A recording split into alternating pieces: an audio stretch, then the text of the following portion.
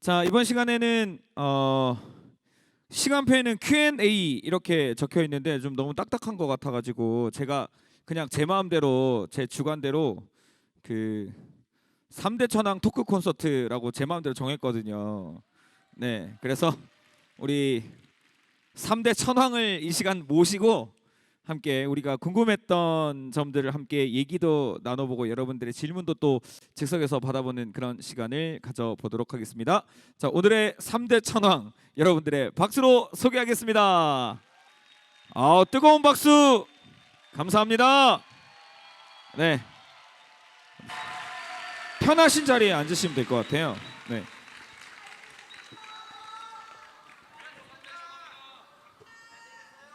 네. 자, 우리 3대 천왕 모셨습니다. 박수로 다시 한번 환영하겠습니다. 네. 뭔가 토크 콘서트에서는 다들 안경을 끼고 계신 것 같아가지고, 네, 저도 그러면 약간 지적이 이게 또 눈곱 떼고 할 때는 이렇게 해야 돼가지고, 네, 고맙습니다. 네,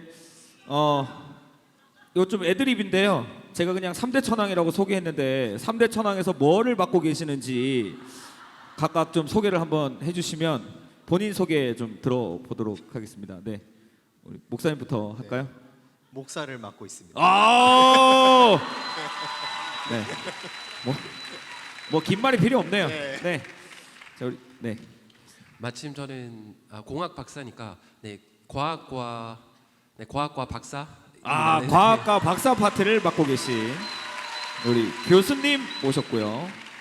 자, 우리 책사님은 저는 육아를 담당하고 있습니다.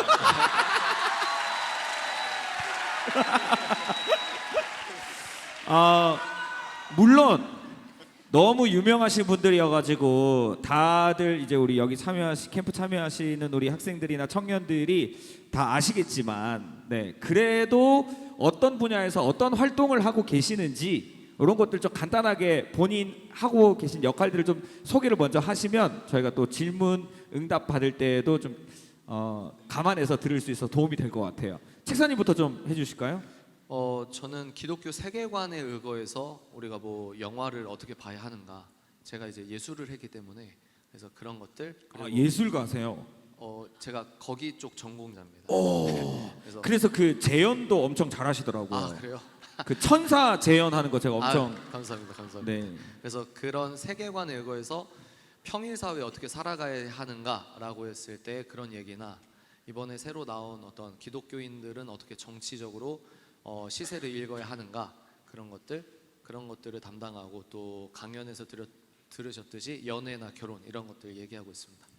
기독교적 관점에서 네, 이런 것들을 좀 풀어가고 있습니다. 네, 우리 교수님 뭐 근데 타이틀이 많으시잖아요. 뭐 최연소 뭐도 있는 것 같고 뭐 어릴 때 뭐 공부를 몇 시간 하셨다 뭐 이런 것들도 얘기가 막 들리던데 뭐 그런 것도 좀 얘기 같이 해주시면 좋겠어요.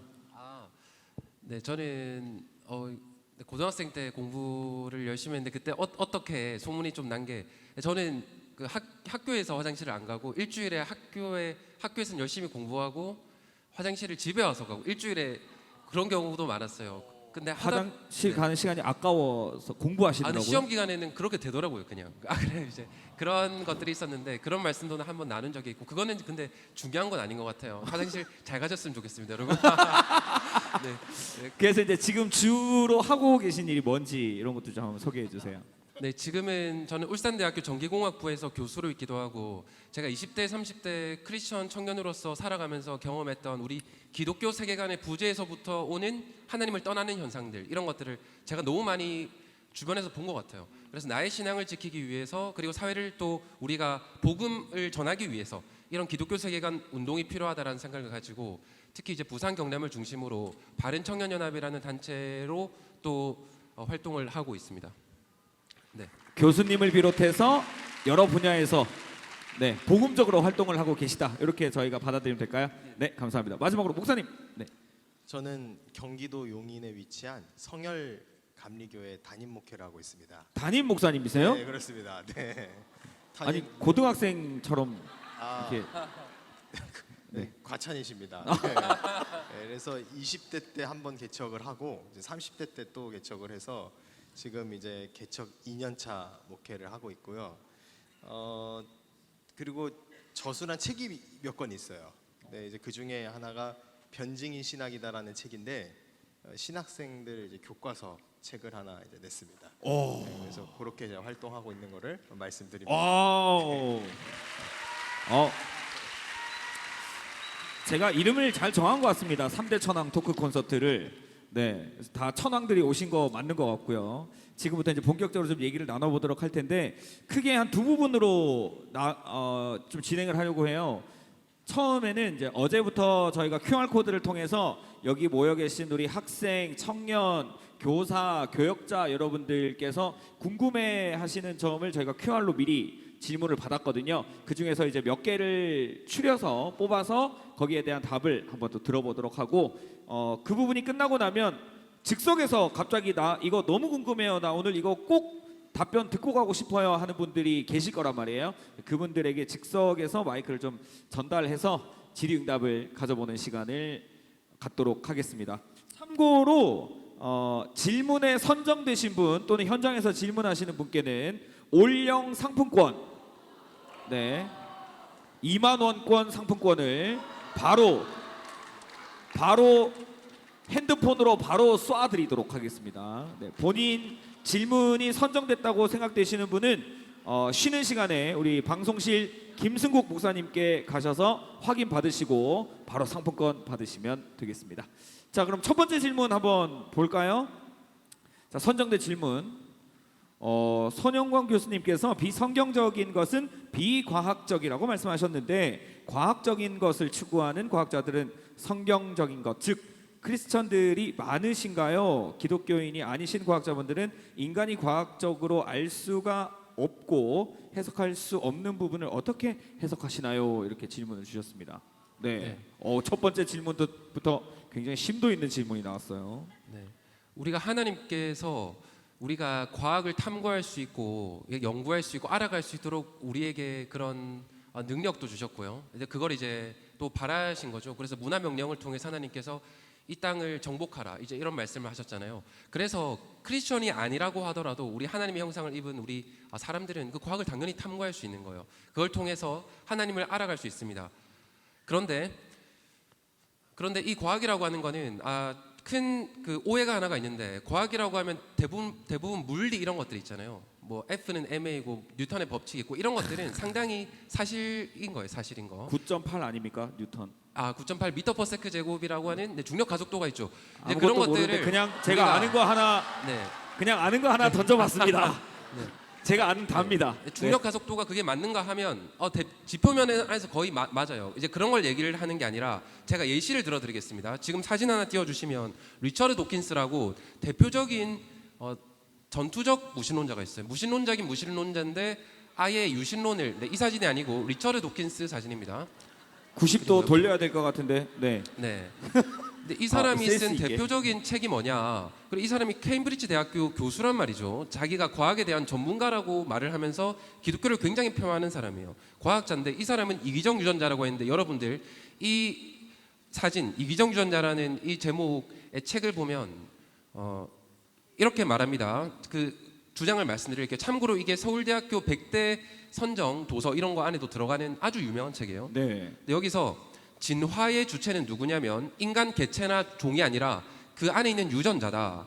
인간은 유전자 보존을 위해서 맹목적으로 프로그램된 기계에 불과하다라는 게 이 사람의 책이고 그 사람의 주장이에요. 여러분 그런데 이거를 증명할 수 있을까요? 이걸 과학이라고 합니다.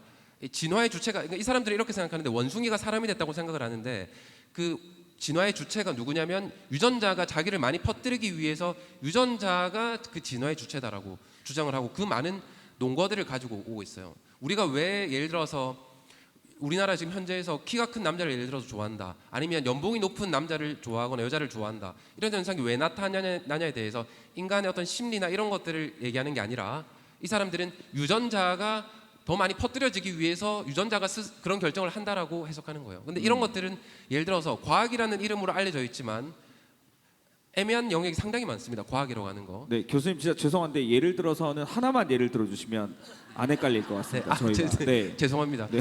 네네. 그래서 이제 과학이라고 알려진 것들 중에서 여러분들 그거를 전부 다 맹신하면 안 된다는 걸 말씀드리고 싶어요. 기본적으로. 네. 그리고 과학자들 중에서 하나님 말씀을 믿는 과학자들, 있는 그대로 믿는 과학자들 엄청나게 많다는 말씀도 드리고 싶습니다. 오, 좀 도움이 되셨습니까? 혹시 이 질문한 질문자 혹시 손 한번 들어주실 수 있나요? 혹시 본인 질문이 선정되신 것 같으면 네, 주목되면 좀 부끄러우니까 바로 방송실로 가십시오.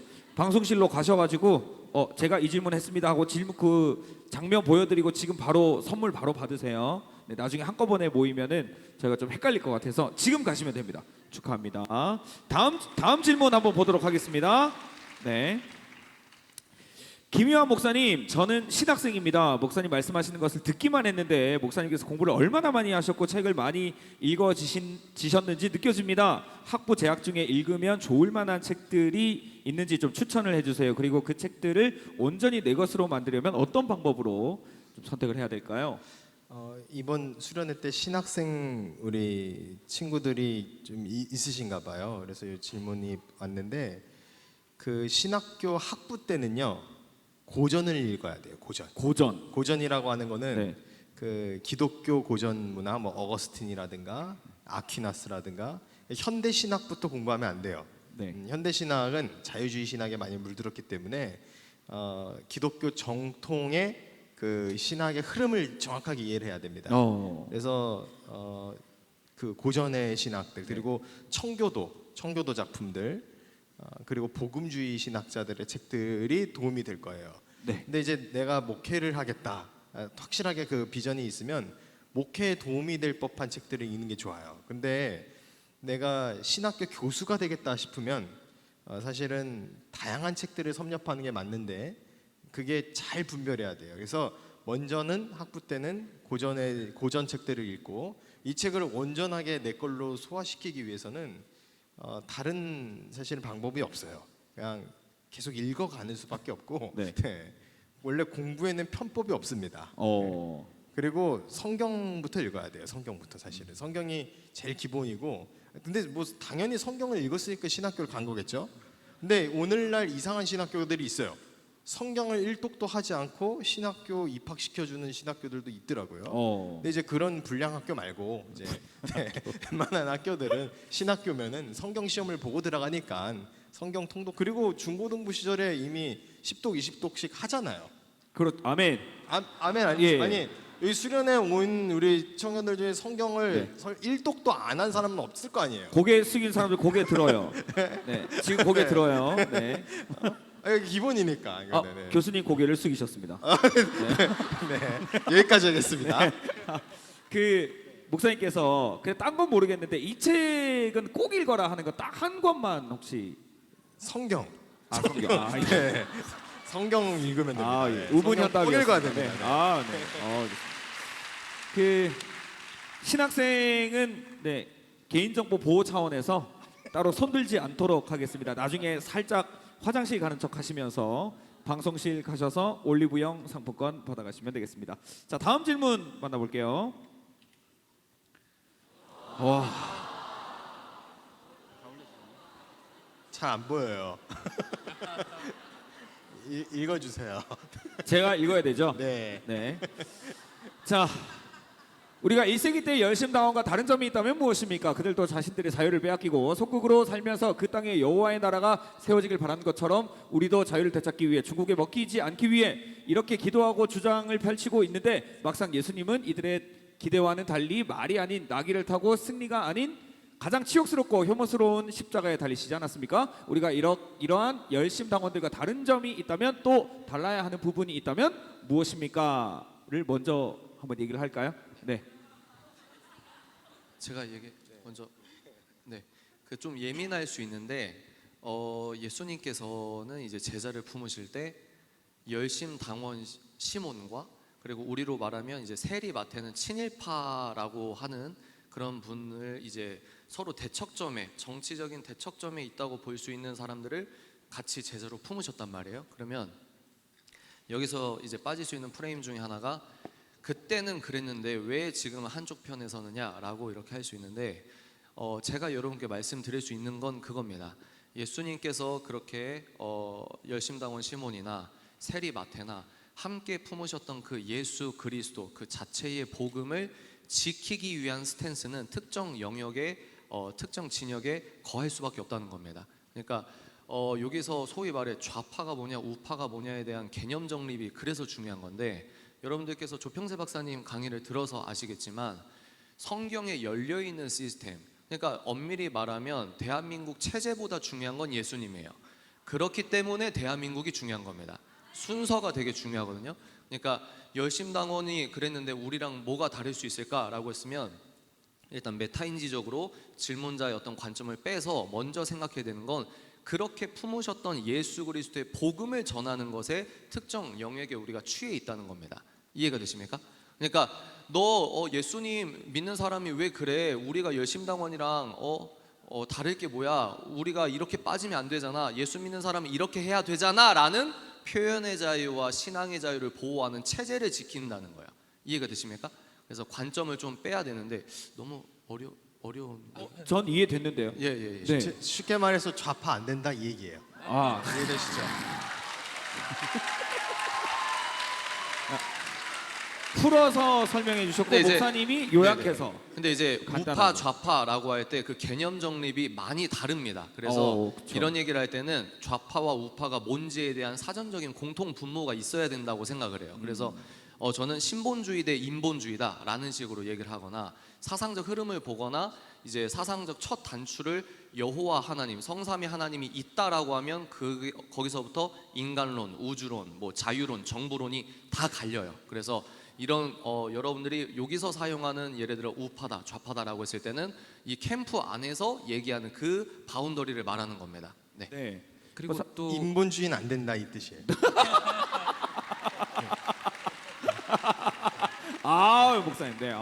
통쾌했어요. 관련해서 한 또 지점을 네. 또 꼭 말씀드리고 싶은 게 있는데 뭐냐면, 그럼 우리가 왜 정치에 관심을 가져야 됩니까? 약간 이런 질문이랑 비슷한 거잖아요. 네. 왜 우리가 정치에 관심을 가집니까? 교회에서만 잘하면 되지 않나 이런 건데, 우리가 결국 모든 일을 하든지 왜 그러면 예를 들어서 어떤 청년 단체 이런 것들을 하고 유튜브도 하고 이거 왜 합니까? 라고 하면 이렇게 단순하게 생각하면 된다고 생각합니다. 뭐냐?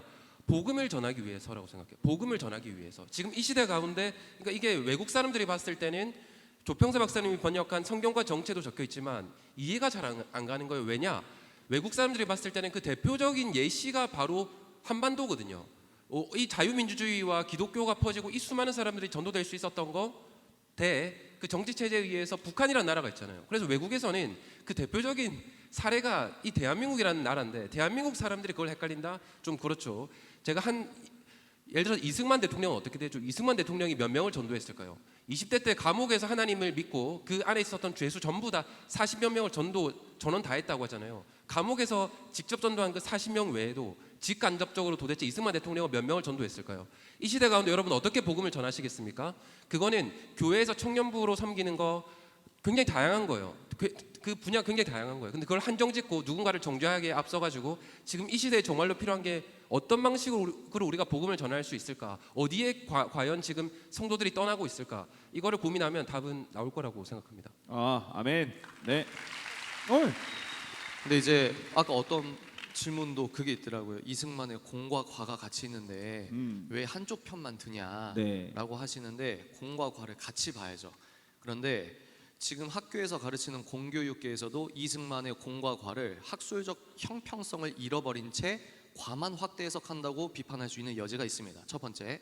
그리고 그렇게 질문하는 자체가 자연주의적 관점이에요. 예를 들어 하나님께서는 돌들로도 이스라엘을 구원하실 수 있는 분이기 때문에 이승만이 건국 대통령이 안 돼도 하나님께서 하시면 하신다는 개념이 있습니다. 저는 김구가 초대 대통령이 될 수도 있었고 다른 정치인이 될 수도 있었고, 그런데 기독교인의 바로 그 질문의 관점, 공과 과를 같이 봐야지 왜 니네들은 공만 하냐라고 한다고 하면 그 자연주의적 프레임을 다윗에 대입해 보면 다윗이라는 정치인 역시 공과 과가 굉장히 뚜렷합니다. 네. 그런데 우리가 이 메타인지적으로 하나님적 관점에서는 예배자 다윗이라는 프레임이 있는 거거든요. 네. 그러니까 우리도 그런 의미에서 이승만 위에 계신 하나님, 그러니까 이 대한민국은 어떤 특정 정치 세력이 만들었다 이런 개념이 아니라 하나님께서 실질적으로 이 대한민국을 건국하셨다는 그런 관점에서 그러니까 관점의 차이일 뿐 공과 과를 안 보고 이거는 왜 잘못했는데 4, 4, 5, 6 개헌이나 이런 건 어떻게 할 거냐 다 잘못했죠.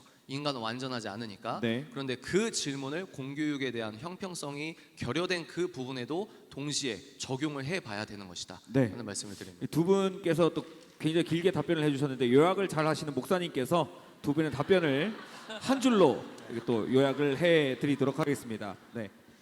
자유 대한민국 지킨 이승만 대통령이 훌륭하다. 와.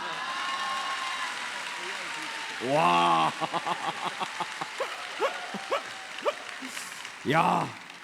3대 천왕 토크 콘서트 함께하고 계십니다. 아우. 야. 너무 재밌는데요. 자. 질문자 방송실로 오시라는 얘기 이 시간 이후부터 그냥 생략하도록 하겠습니다. 내 질문이 채택된 것 같다 그러면 자연스럽게 방송실로 가셔서 선물 받으시면 되겠습니다. 다음 질문 볼게요.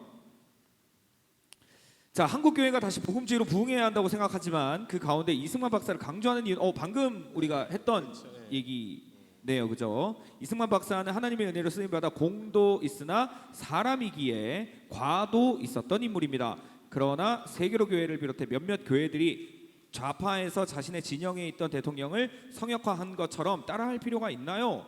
이승만 대통령의 과까지 미화해서 교회가 얻고자 하는 것이 무엇인지 잘 모르겠습니다. 이렇게 주셨는데 답변들을 다 하셨죠?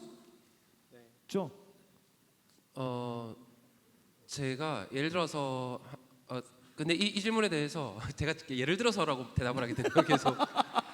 죄송합니다. 그런데 제가 그 너무 과가- 큰 짐을 드린 것 같습니다, 교수님. 그 과라고 알려져 있는 것들 중에 과가 아닌 것들이 상당히 많다는 거예요. 많다는 거예요. 이제 그 말씀을 드리는 거고 그게 과연 그리고 그 시대적 상황을 봐야 된다고 하는 겁니다.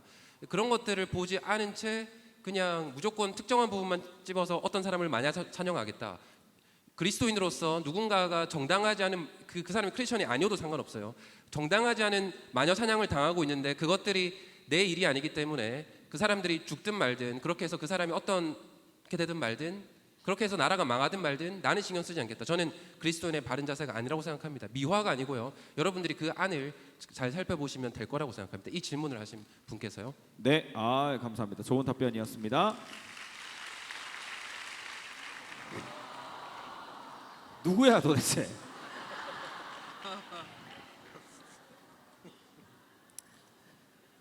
미국은 종교법으로 통치되는 종교 국가로 분류되지 않음에도 불구하고 전 세계는 미국을 기독교 국가로 인식합니다. 그것은 미국의 기독교인들이 복음 중심으로 생활함으로써 발생한 영향력 덕분이라고 생각합니다. 기독교는 자신들이 박해받는다고 소수라칭하며 국가의 법, 군대, 권력을 요구하지 않습니다. 그런데 손현보 목사님은 아시아 최초의 기독교 국가를 세우겠다며 국가 지원과 인가를 요구합니다. 군부 정치에 대한 상처가 있는 한국에서 계엄령을 선포한 대통령을 정당화합니다. 예수를 주로 고백하지 않는 이스라엘의 선조 공격을 성전처럼 묘사합니다. 교회라는 이름으로 정치적인 요구를 합니다. 이것이 과연 교회 투쟁 방식이 맞는지 의문입니다. 기독교는 말씀으로 무장해서 세상 가운데로 흩어졌을 때 역사적으로 영향력이 확산되었는데 왜 말씀 중심으로 무장 잘 시켜두시고 끝은 정치 집단화인지 모르겠습니다. 좌파 진영은 기독교를 공격하고 영향력을 악화시키기 위한 사탄의 공작을 벌입니다. 그러나 오직 예수를 외치는 교회가 윤석열, 이승만을 내세우고 보수 정치인을 추종하는 현상이 하나님께 영광이 과연 되나요? 코로나 때는 예배를 사수하려는 교회를 보고 세상이 두려워했지만 지금은 개딸과 같은 위상을 가져 그리스도인이 무엇을 믿는지도 안 보이고 두려워하는 이들도 없습니다. 훌륭한 영적 지도자들이 말씀으로 흥하고 변질될 때는 본질에서 벗어난 한 발 차이로 시작했습니다. 성경적 세계관에는 동의하나 그리스도인의 정치적 투쟁이 윤석열, 이승만, 시오니즘, 미국, 트럼프, 보수 진영의 성역화를 통해 이루어져야 하는지 그 근거가 무엇인지 궁금합니다.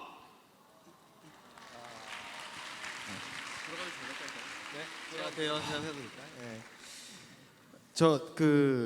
그 방금 질문자랑 같은 질문의 질문자예요.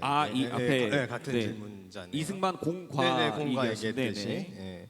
요거 좀 답변을 드릴게요. 네. 길게 질문했지만 질문도 좀 요약을 해볼까요? 그럼 다시 질문 좀 올려볼까요? 네네.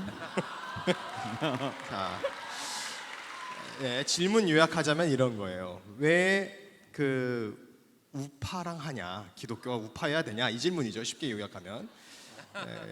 요약쟁이. 네, 답변을 드릴게요. 네, 요약을 했으니까 답변을 드리면 어떤 정치 특정 지도자들을 우상화하거나 메시아화하거나 성역화하는 것은 결코 옳지 않은 겁니다. 네. 이거 옳지 않은 행동인 거 맞아요. 그런데 우리가 언제 그렇게 했나요? 우리는 그렇게 한 적 한 번도 없어요. 신앙적으로 잘 걷고 그 길을 걷고 있는 리더를 향하여 신앙적 복음적 가치관을 지향하고 있구나 밝혀주는 것이죠. 그런데 정작 우상화하거나 결사옹위해가지고 메시아화 만드는 게 누굽니까? 사실은 좌파들이에요. 좌파들. 정과 사범에 각종 범죄 이력들이 나와도 그냥 결사옹위하잖아요. 아니 그런데 무슨 우리가 무슨 윤석열과 함께 죽자 이런 것도 아니고 그냥 그 사람이 감옥에서 성경 봤대잖아요. 예수를 믿겠다잖아요. 그걸 믿는 사람으로서 그걸 응원해줘야죠. 아니 이승만 대통령이 한성 감옥에서 아펜젤러가 던져준 성경 읽었잖아요. 그 성경을 읽음으로 이 나라 이 민족이 자유대한민국이 열린 거잖아요.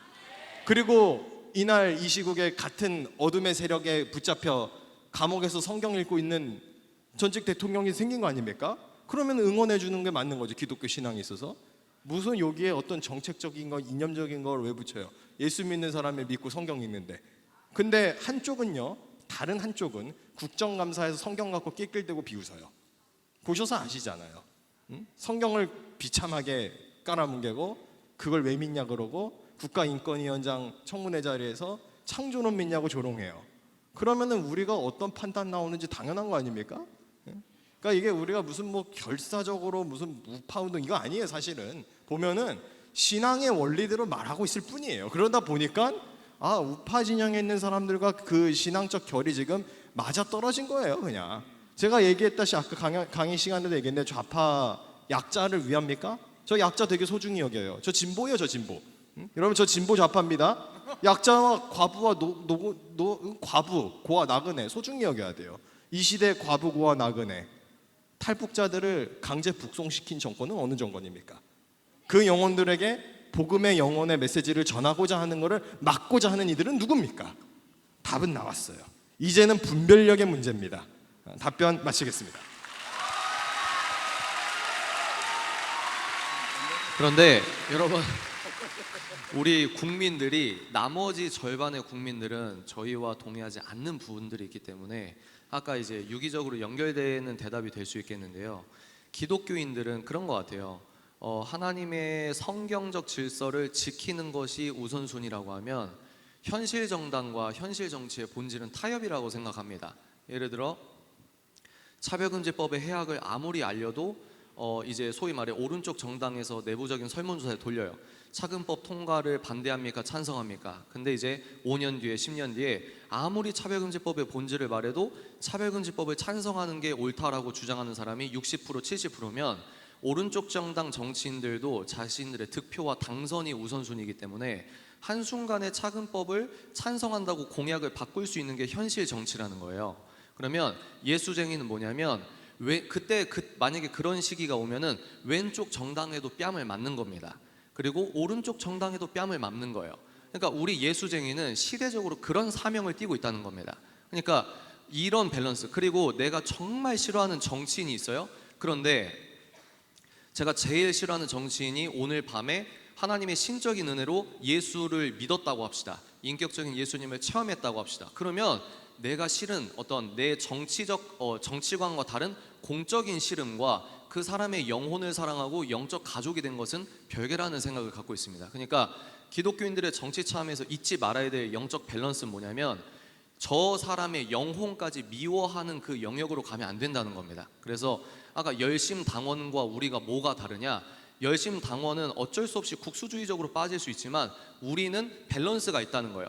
내가 저 사람을 진짜 사랑한다는 그 마지막 제가 표현이 그렇게 그런 표현을 하는데 나와 정치관이 다르지만 이 사람이 언제든 하나님적인 어떤 개입으로 인해서 나와 함께 복음적인 정치관을 견제할 타이밍이 오면은 야, 너 왜 이제 왔어? 니 때문에 다 망했어. 이게 아니라 그 사람을 내가 따뜻하게 받아들일 수 있는 마음의 방 한 칸을 항상 관리를 해야 된다는 겁니다. 그래서 이런 우선순위가 잘 있어야 돼요. 그래서 여기에서는 이제 특정 어떤 우리가 공통분모가 비슷한 사람이 많아서 그렇지만 제 포지션은 뭐냐면 소위 말해 이제 포지션적 중도에 계시는 분들도 오해 없이 제가 이런 말로 이렇게 설명을 좀 부연해 드립니다. 이어서 우리 천왕들께서 하고 싶은 말씀이 많으셔요 지금. 네.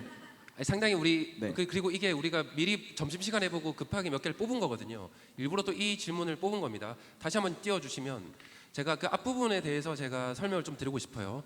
그런데 이 질문을 누가 하셨는지는 잘 모르겠지만 우리가 크리스천이 그런데 좀 공부를 우리 사회 제도나 이런 것들도 공부를 하지 않으면 교회의 정당한 요구도 굉장히 교회가 극단주의적이다라고 착각할 수 있어요. 그래서 그 교회를 욕하는 거예요. 왜냐? 자기가 몰라서. 왠지 설명드리겠습니다. 하나, 첫 번째 보면 왜 최초의 기독교 국가를 아시아에 세우겠다고 하냐? 자, 이거는 기독교 우리 이해하는 사람 중에서 우리가 자 기독교 아니면 너희들 다 우리나라 국민 아니야. 우리나라는 국교가 무조건 기독교야. 지금 이 말이 아니에요. 첫 번째. 이거는 엄밀하게 단어를 약간 잘못 쓴 거일 수도 있는데 기독교적인 국가. 그런데 우리가 복음을 전하고 여기 많은 크리스천들이 전도가 되고 또 전 세계 열방에 복음 전하는 나라. 이 말인데 국교를 기독교로 하자는 뜻이 아니죠. 그런데 이어서 학교에다가 국가 지원과 인가를 요구한다고 돼 있어요. 이게 부당하다고 말하고 있습니다. 근데 미국에서 이렇게 하고 있어요. 무슨 얘기냐 하면 자 지금 우리가 초등학교, 중학교, 고등학교 여러분 공짜로 학교 다니죠 지금 공립학교 이게 세금이 얼마가 들어가냐면 학생 1인당 우리는 공짜로 다니죠 학생 인건비 등등해서 학생 1인당 1년에 세금이 1,500에서 1,800만 원 지원됩니다. 저도 그 세금 내고 있습니다. 교육세. 네, 교육세 내죠. 예. 그리고 교육세뿐만 아니라 모든 우리 내국세가 나오는 것의 20.79%가 지방교육재정교부금이라고 해서 네. 교육부로 무조건 들어가게 돼 있어요. 여러분들이 어떤 방식으로 세금을 내든 무조건 지방세의 20.8% 내국세의 20.8%가 교육부로 들어갑니다. 잘 내고 있습니다. 저도. 네. 네. 그러면 기업들이 내는 돈, 누가 내는 돈, 누가 내는 돈에서 1년에 지금 그 예산이 얼마냐 하면 대략 한 80조 원 안팎 왔다 갔다 합니다. 그 돈으로 지금 공교육을 기본적으로 받고 있는 거예요. 근데 그거를 학생 1인당 선생님이 월급 받을 거잖아요. 선생님 월급 공짜로 봉사하시는 건가요? 초등학교, 중학교, 고등학교 쌤이? 월급 받습니다. 월급 받죠. 네. 복지도 꽤 있고 합니다. 그런데 그게 학생 1인당 그러면 세금 지원이 1,500에서 1,800만 원이에요. 자, 그런데 여러분들이 대안학교 자, 무신론을 여러분들이 믿고 싶으면 나라가 12년 동안 12년 곱하면 2억 원을 한 사람당 지급해줘요. 그런데 여러분들이 미션 스쿨을 다니겠다고 하거나 지금 너무 지금 편향된 것들이 많기 때문에 우리가 어떤 기독교 교육을 제대로 시키고 싶다라고 하면 대안학교 가면 지원이 얼마죠? 빵원입니다. 그러면 같은 국민들을 대상으로 누구한테는 2억 원 지원하고 누구한테는 빵원으로 지원합니다. 지방 기준으로 봤을 때 이거는 아파트 한 채를 누구한테 주고 시작하고 한 사람한테는 안 주고 시작하는 거예요. 그러면 특히 지방의 가난한 학부모님들, 성도님들은 어떻죠? 교육의 선택권이 없습니다. 교육을 부모가 책임지는 게 아니라 국가가 책임지겠다는 거예요. 사회주의 공산주의적인 시스템입니다. 그런데 왜 일반 국민들과 우리 기독교인 부모 근데 기독교만 말하는 것도 아니에요. 불교도 원하면 대안학교 지으라는 거예요. 그런데 미국 같은 경우를 보면 대안학교를 지으면 공립학교만큼은 아니지만 왜냐하면 공립학교는 원래 정부 특성상 약간 그게 비효율적인 면이 있습니다. 2천만 원을 만약에 공교육에 쓴다. 그러면 차터스쿨 이런 대안학교에는 학생 1인당 1,500만 원은 지원해줘야 된다는 게 그런 게 지금 미국에서 영국에서 엄청나게 많이 교육하고 있는 시스템입니다. 그게 왜 차별적인 거죠? 아니 그 반대가 차별적이죠. 왜 기독교인이고 우리가 자녀를 교육시키고 싶은데 여기는 빵원 주고 저기는 2억 원 한 명당 뿌리는 거죠? 이게 차별적인 거예요. 이거를 모르니까 기독교인이 어딜 욕하죠? 바보같이 교회를 욕합니다. 지금 어쩌면 너무 네. 자 정말 질문이 이상한 거예요. 그러니까 질문이 이해하셨는지 모르겠습니다. 네네. 네. 네. 근데 네, 네, 이렇게 생각하실 수 있어요. 그리고 이렇게 그쵸. 질문할 수 있는 자유가 있는 나라니까. 그럼요. 그래서 그 이 질문하신 분 상처받지 마시고 이 데스크에 가시면 책 읽는 사제의 올바른 기독교 정치관이라는 책이 있어요. 그래서 그거 얇아서 네. 절제력을 가미하셔서 한 번만 읽어주시면 저자 사인해 주십니까? 오시면 제가 인사드리고 악수해드리겠습니다. 질문자라고 얘기하시고. 네, 질문자라고 오시면 됩니다. 네. 네. 올리브영도 주죠? 예, 그럼요. 올리브영 드려야죠. 차별 없이 당연하죠. 올리브영 네. 드립니다. 저희가 사실 많은 질문들이 있었습니다. 거의 한 몇백 개의 질문 중에서 저희가 거의 한 10개 정도만 출연한다고 사실 우리 3대 천왕들께서 정말 그 고생을 많이 하셨는데 이런 질문들을 일부러 고른 거예요. 여러분들께 좀 자세히 좀 잘 설명해 드리고 싶어서. 다음 질문 보기 전에 개인적으로 또 우리 대한민국이 민주주의 국가이기 때문에 투표가 빠질 수 없잖아요. 여기 계신 분들이 앞으로 투표를 할 사람 또는 지금도 투표를 하고 있는 사람들인데 제가 배우기로는 우리는 어디에 투표를 해야 됩니까? 라고 얘기했을 때 제가 배우기로는 우리는 성경을 가장 최우선으로 삼고 사는 사람들이잖아요. 그래서 성경적 가치관에 가장 맞는 정치인에게 투표를 하는 것이 맞다라고 배웠거든요. 그 부분에 대해서도 우리 또 앞으로 투표를 또 잘 하라는 의미에서 우리 또 후배들을 위해서 한 말씀 좀 해주시죠. 어떻게 투표를 해야 되는지, 그러니까 누구를 보고 어떤 공약을 보고 어떻게 투표를 해야 되는지 어떤 우리가 좀 기준이 있으면 좋지 않습니까? 네. 제가 목회자로서 그 기준을 좀 고민을 해본 게 성경적 가치관에 부합을 해야 되거든요. 근데 완벽하게 모든 공약이 다 성경적 가치에 부합하게 해서 내놓는 그런 정치는 없어요. 현실 정치이기 때문에 아까 책사님 말씀하셨던 네. 것처럼 그래서 가장 이 부분에서만큼은 성경적 진리에서 절대 벗어나면 안 된다라는 절대적인 어떤 그 툴을 갖고 계시는 게 좋아요. 저 같은 경우는 뭐 사람마다 다를 수 있는데 교육에 있어서 차별금지법 주장하면 안 됩니다.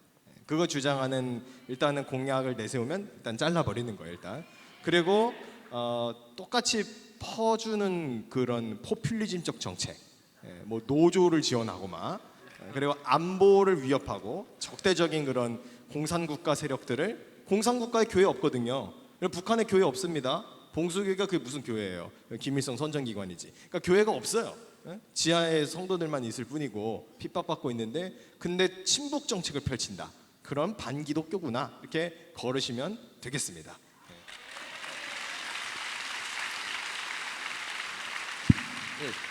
정치라고 하는 거는 여러분들이 생각할 수 있는 기독교인이 생각하는 그런 이상은 없기 때문에 차악을 골라야 된다. 차악을 이제 그 안에서 많이 이제 공부를 해야겠죠. 그리고 방금 말씀해 주신 이런 몇 가지 아주 중요한 나의 관점 이런 것들을 잡아야 될 겁니다. 근데 기독교인이 왜 민주당을 지지할 수 있을까? 우리나라도 그렇고 미국도 그렇고 이해 안 가는 분들이 많을 거예요. 근데 그런 분들의 마음속에 우선순위가 좀 다르기 때문입니다. 차별금지법도 중요해. 하지만 나는 예를 들어서 그 반대가 국민의힘이잖아요. 더불어민주당이 안 되면 국민의힘이 되잖아요. 미국도 민주당 안 되면 공화당이 됩니다. 근데 그 사람들은 어떻게 생각하냐라고 하면 여기 앉아 있는 분들이 예를 들어서 많은 다수의 크리스천 이런 분들이 친일파라고 생각하는 생각을 가지고 있는 거예요. 친일파의 후예들이다. 그런 것들을 어딘가에서 교육을 받았어요. 그러니까 아까 전에 이승만도 친일파예요.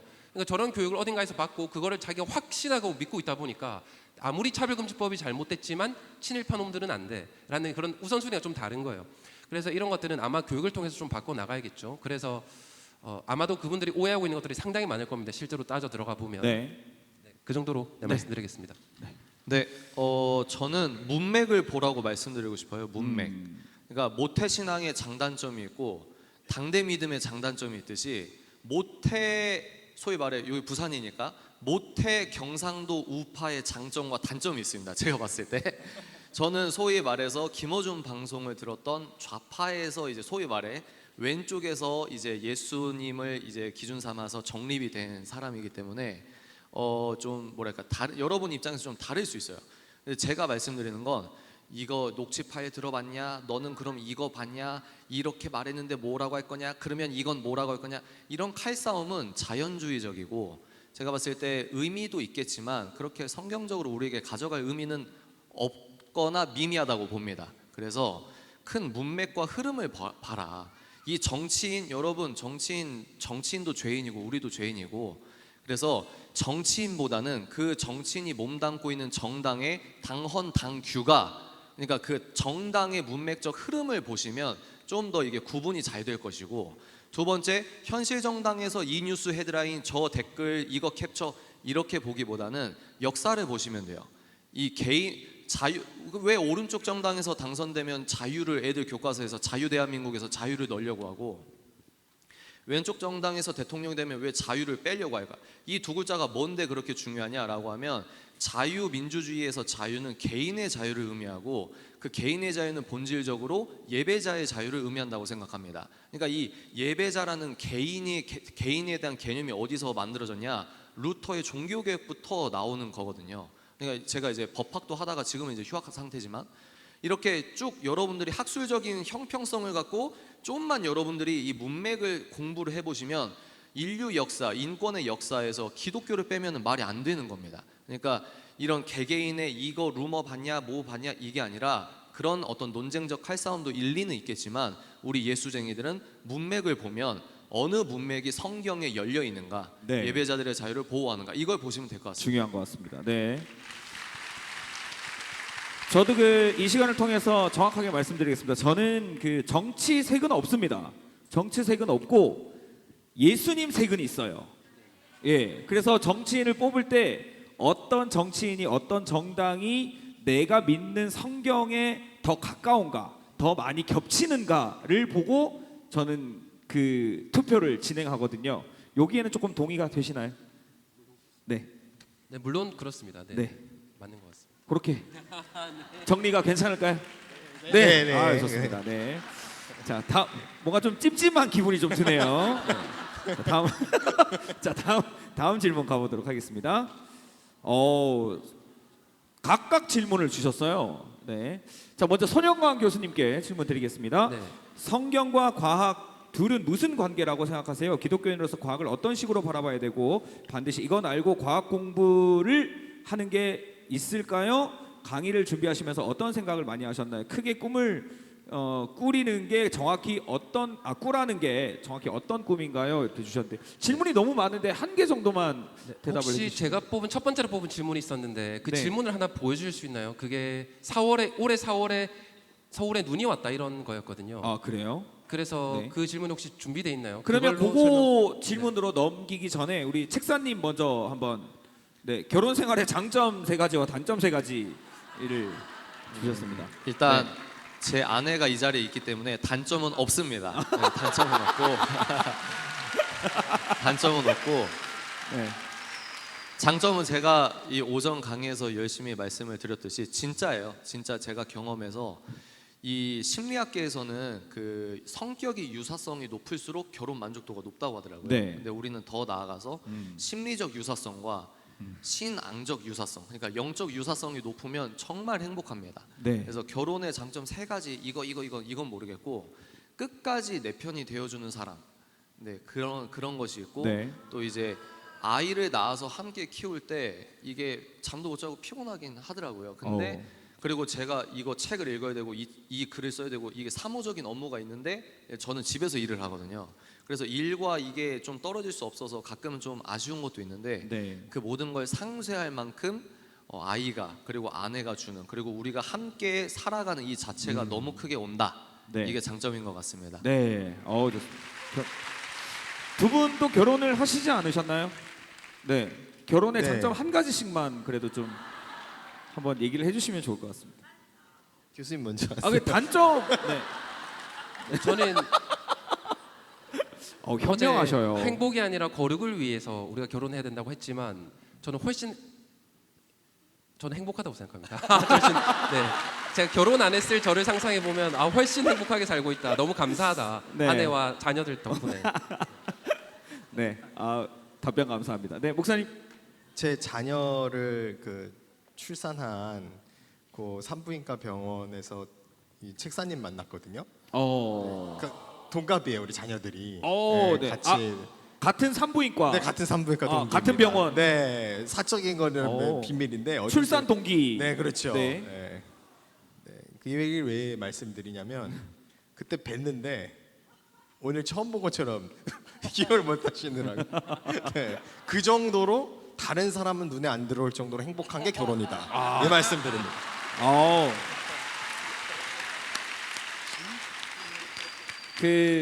이런 비유가 좀 맞을지 모르겠어요. 저도 중학교 3학년, 2학년 자녀가 있거든요. 네. 인사이드 아웃 보셨어요? 네. 거기 보면 이렇게 새로운 세계가 이렇게 딱 하나 생성되잖아요. 핵심 기억 때문에. 그죠?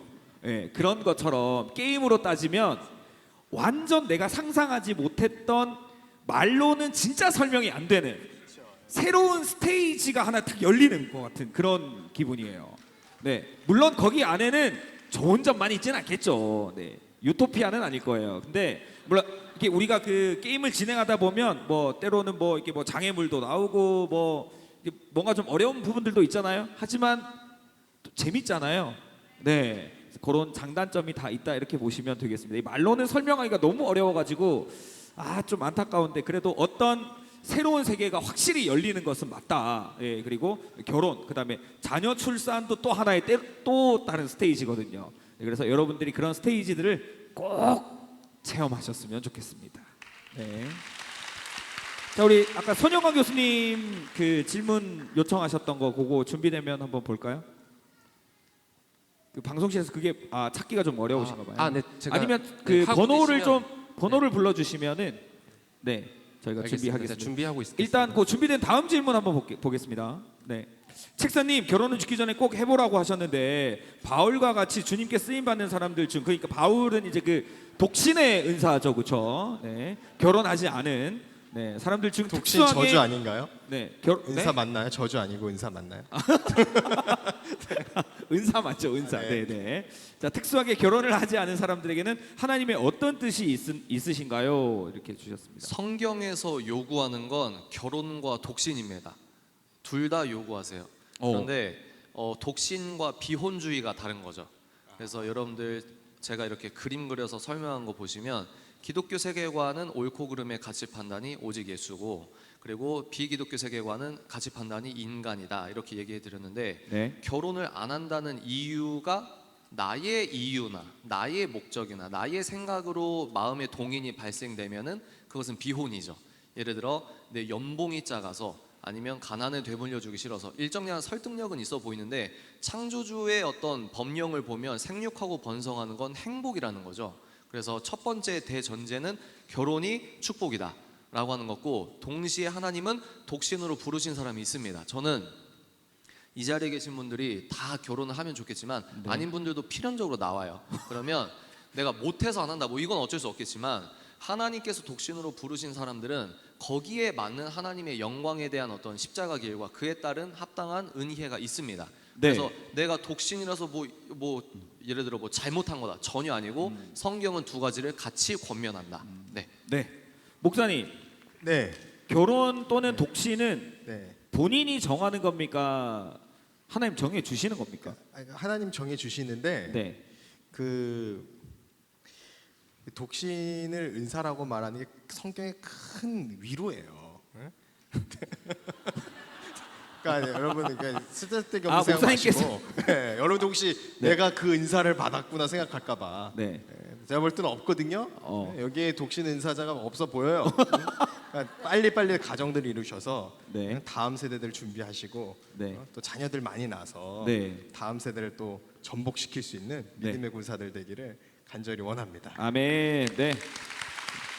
그럼에도 불구하고 또 집요하게 또 한 가지만 또 질문해 보겠습니다. 목사님 그러면은 나는 독신의 은사 또는 저주를 나는 받았어요 하고 확실히 이렇게 구분할 수 있는 방법이 있나요? 저희가 태어나면서부터 기본값이 그러면 결혼이죠. 그러면 하나님께서 설계하신 그렇습니다. 그렇습니다. 네. 예. 기본값은 네. 결혼을 하는 게 기본값인데 네. 거기에서 나는 열애 받았다라는 저는 건 혹시- 제가 결혼 전까지 독신의 은사가 있는 줄 알았어요.